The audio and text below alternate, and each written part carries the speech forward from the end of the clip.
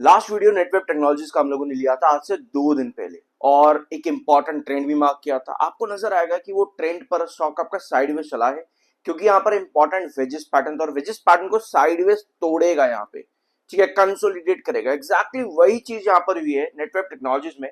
एक छोटा सा क्लिप हम यहाँ पर लेते हैं क्योंकि ये वीडियो ना बहुत ज्यादा इंपॉर्टेंट होने वाला है आपके पर्सपेक्टिव से। आपका पर्सपेक्टिव क्या है मैं अभी आपको यहाँ पे बता दूं। पहले ये छोटा सा क्लिप देखो एक बार। पर सिमिलर कैंडल आपके पास 4400 पर बेस बनाने के बाद आज के दिन बन रही है। इसको जूम इन करते हैं और मैं आपको एक चीज बता दूं यहाँ पे कि आपका ये साइडवेज पैटर्न जो शिफ्ट हुआ है ना, वो 4400 से लेकर के 4800 के बीच का है ये साइडवेज पैटर्न। अभी मैंने कहा कि ये डार्गर के बाहर अगर निकला, दैट मीन्स कि ये कहीं ना कहीं 4400 पे 4400 पर रेगुलर बेसिस पर कंसोलिडेट करने की कोशिश करेगा। ऑलराइट, सो इस वीडियो में हम लोगों ने डिस्कस किया था कि ये अपने डायगोनल के बाहर अगर निकला तो ये 4400 के प्राइस पर साइडवेज कंसोलिडेट करने की कोशिश करेगा। अब आपको एक चीज मालूम है कि साइडवेज कंसोलिडेशन बहुत इंपॉर्टेंट होता है अगर आपका स्टॉक एक वेजेस पैटर्न से बाहर की तरफ निकल जाए। अब यहां पर आगे सुनते हैं। कोई भी गिरावट वहां पर 4400 के नीचे अल्टीमेटली इंडिकेट करती है बेयरिश पैटर्न को, जिसमें आपको 44 टूटेगा और आपको गिरावट देखने को मिलेगी। ऑलराइट, सो इसमें हमने डिस्कस किया कि कंसोलिडेटेड पैटर्न के अंदर आपको गिरावट कैसे देखने को मिल सकती है। ठीक है, अब बहुत ध्यान से समझना है इस चीज को क्योंकि मैंने आपको ये नहीं कहा कि यहां से गिरावट ही मिलेगी। हमने डिस्कस किया कि साइडवेज कंसोलिडेशन आपका यहां पर चलने वाला है। अब गिरावट जैसे ही मिलेगी वो आपको इंडिकेट करेगा कि यहां से बेयरिश ट्रेंड है। थोड़ा सा और यहां पर देख लेते फिर हम आगे बढ़ेंगे। नेटवर्क टेक्नोलॉजीज के अंदर अब आप कहोगे भाई समझ नहीं है, मुझे ये बता मैं एंट्री कहां करूं। अभी तक जो भी चीज हमने डिस्कस करी है उसमें यही है कि अभी as a long term investor आपको एंट्री अवॉइड करनी चाहिए एटलीस्ट तब तक जब तक आपका 4800 कॉन्जिक्यूटिवली सस्टेनेबल कैंडल्स के साथ में क्रॉस ना कर जाए। ऑलराइट, अब 4400 आपका यहाँ पर क्रॉस करना जरूरी है लॉन्ग टर्म एंट्री के लिए। मैं आपको एक चीज और बताऊं, अगर आप लोगों ने ये वीडियो पूरा देखा और इसका पिछला वीडियो भी देखा है ना, तो ये 5200 का प्राइस आपको यहाँ पर दिख रहा है। हमने डिस्कस किया था कि 5200 जब तक क्रॉस नहीं करे आप यहाँ पर एंट्री मत करना लॉन्ग टर्म पर्सपेक्टिव से, क्योंकि शॉर्टर बहुत ज्यादा एक्टिव रहेंगे। चार्ट आपका कभी भी बेयरिश हो जाएगा और आपको गिरावट मिलेगी। तो उसके पहले वाले वीडियो में 5200 आपका टच भी नहीं हुआ, शॉर्टर एक्टिव हुआ और आपको एक्चुअली में गिरावट मिली। इसलिए मैं आपको हमेशा कहता हूं देखो यार, लॉन्ग टर्म पर्सपेक्टिव हमेशा बढ़िया होता है। किसी भी कंपनी में आप लॉन्ग टर्म के लिए चले जाओ, स्पेशली वो कंपनी जो बिजनेस पर्सपेक्टिव से बढ़िया हो। एक बार इस वाले पैराग्राफ को यहां पर रीड करो और ये वाला पैराग्राफ, ये कंपनी के बिजनेस मॉडल के बारे में है और ये मार्केट एक्सपर्ट्स और एनालिस्ट का क्या समझना है नेटवर्क टेक्नोलॉजीज को लेकर के वो कहना है इनका। यहाँ पे near term movement is largely sentiment driven. Analyst का कहना है कि नियर टर्म मूवमेंट जो अभी बनी 5200 के प्राइस तक, वो मार्केट में सेंटीमेंट्स है, इन्वेस्टर सेंटीमेंट क्या बता रहे हैं।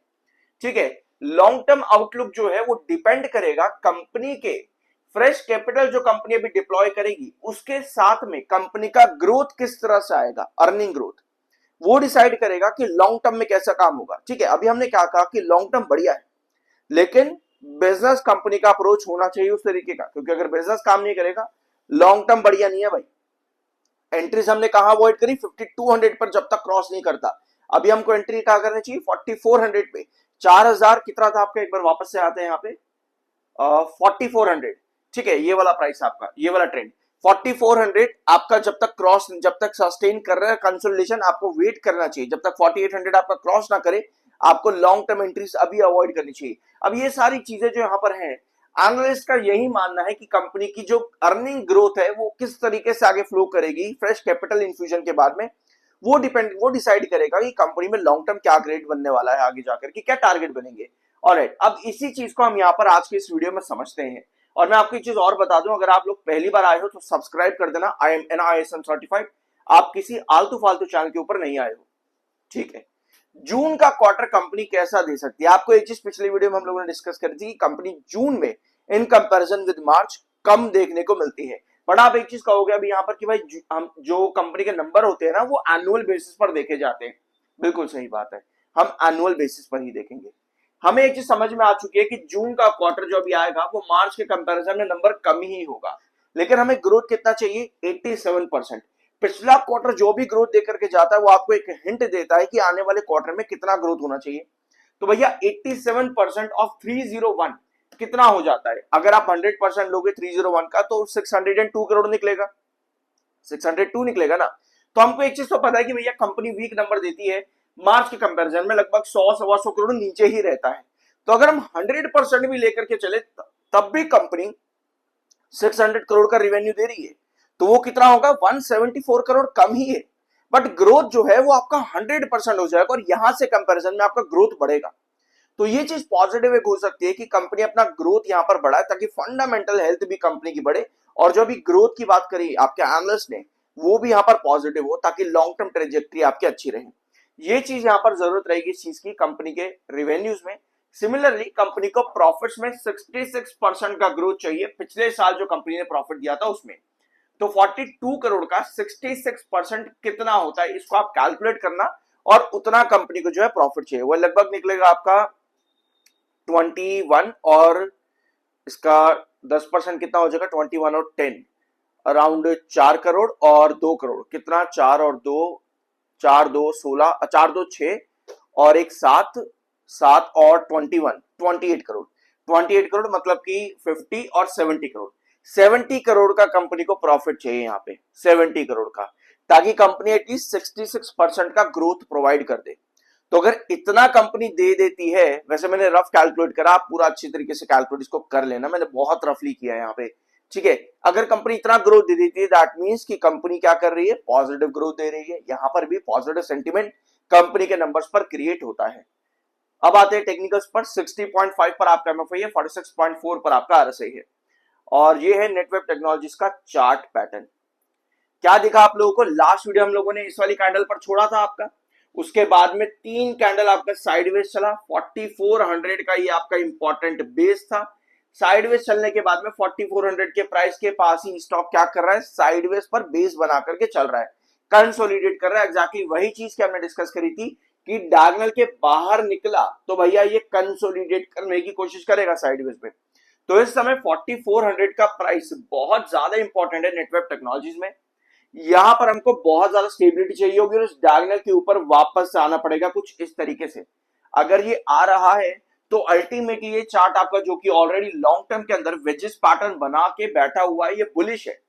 तो ये चार्ट साइडवेज कंसोलिडेट करने के बाद भी फिर से बुलिश हो सकता है।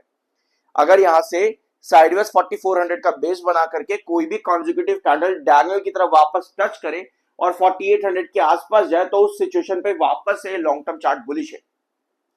5200 के प्राइस पर इसी डायगोनल की वजह से वेजिस पैटर्न के हम लोगों ने एंट्रीज अवॉइड करी थी, और 4400 आपका अब इंपॉर्टेंट बेस है। तो ऐसे में आपको वापस से इस डायगोनल के ऊपर आना है और 4800 के प्राइस को भी क्रॉस करना पड़ेगा। ऑलराइट, और साथ में एक बार यहां पर भी देखो लॉन्ग टर्म चार्ट जो है कंपनी का प्रॉपर आपको यहां पर कप एंड हैंडल मिला, जिसका ब्रेकआउट लगभग 4800 के बाद में 5200 तक गया। कप एंड हैंडल पैटर्न के बाद में जो सीरीज ऑफ पैटर्न्स होते हैं, या तो आपको परपेंडिकुलर ब्रेकआउट मिलता है, ठीक है। परपेंडिकुलर ब्रेकआउट में क्या होता है? आपका सीधा 5200 यहीं से क्रॉस करके जाता है, लेकिन सीरीज ऑफ पैटर्न्स में आपका वेजिस पैटर्न क्रिएट हुआ। अब जब सीरीज ऑफ पैटर्न आपका बनता है कप एंड हैंडल पैटर्न के बाद में, तो एक तो आपका वेजिस पैटर्न बना, इसके साथ में अगर 4400 से लेकर 4800 आपका साइडवेज भी चला जाता है तो भी ये अल्टीमेटली लॉन्ग टर्म चार्ट जो होगा वो पॉजिटिव होगा, बुलिश होगा।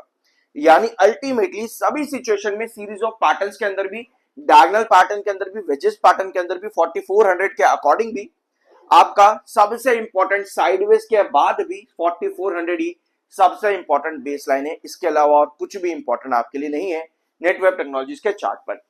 और 4800 को जब भी क्रॉस करेगा तो लॉन्ग टर्म ट्रेजेक्टरी के अकॉर्डिंग आप 5200 पर वापस से आते हो इन अ लॉन्ग रन, ठीक है, जहां पर डबल टॉप की सिचुएशन क्रिएट होती है नेटवेब टेक्नोलॉजीज में। इस वीडियो में कुछ नया जानने को मिला हो, सब्सक्राइब करते जाना, और इस वीक मैंने आपके साथ बहुत सारे अलग अलग टॉपिक्स डिस्कस किए हैं, जरूर चेकआउट कर लेना। मिलता अगले वीडियो में।